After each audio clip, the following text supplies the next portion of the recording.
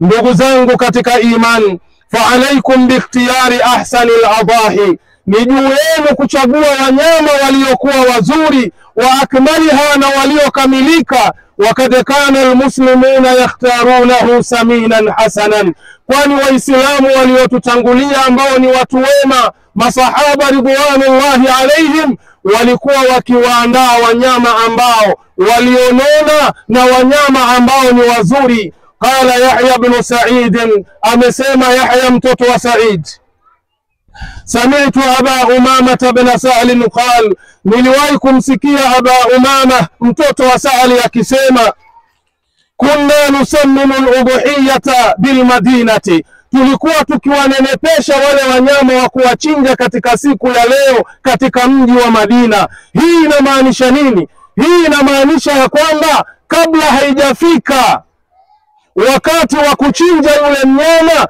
unatakiwa umpe lishe bora, unatakiwa umpe chakula kizuri, yule mnyama aweze kunenepa, ili ikifika siku ya leo ya kuchinja upate mnyama ambaye aliyokuwa ni mzuri, mnyama ambaye aliyenenepa, sio mnyama ambaye aliyekonda. Wakana almuslimuna yusamminuna, na vile vile waislamu wengine walikuwa wakilifanya ili jambo la kuwanenepesha wanyama wale, ili leo watu waweze kupata nyama ambayo ni nzuri.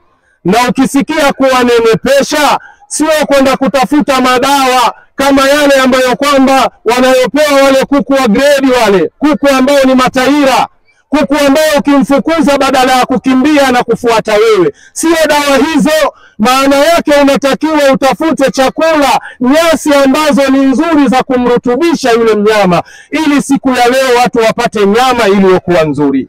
Maneno haya kayapokea Imamu al-Bukhari.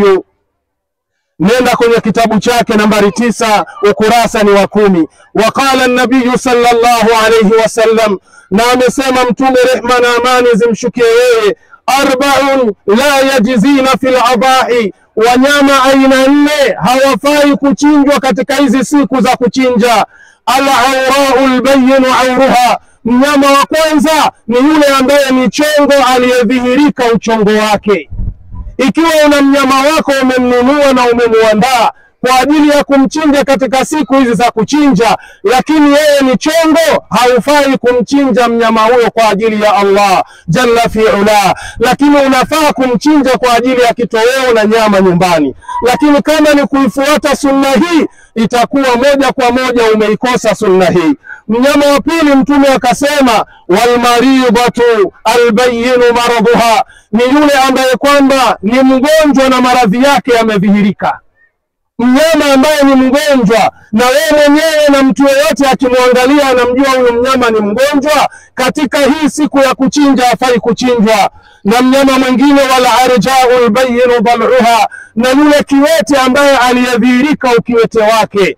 Tunaposema kiwete, wengine wanafahamu kwa lugha labda ya Kiguru, au wanafahamu sijui kwa lugha gani, lakini fahamu ni mnyama ambaye atakuwa ana kasoro katika mwili wake, ima ya mkono wake ama ya mguu wake, haufai kumchinja katika siku ya leo.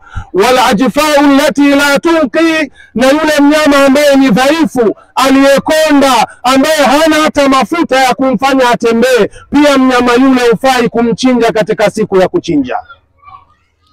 Maneno haya kayapokea Imamu Tirmidhi kwa nambari 1497. Sheikh Albani kasahihisha fi Sahih al-Jami, utayapata kwa nambari 886.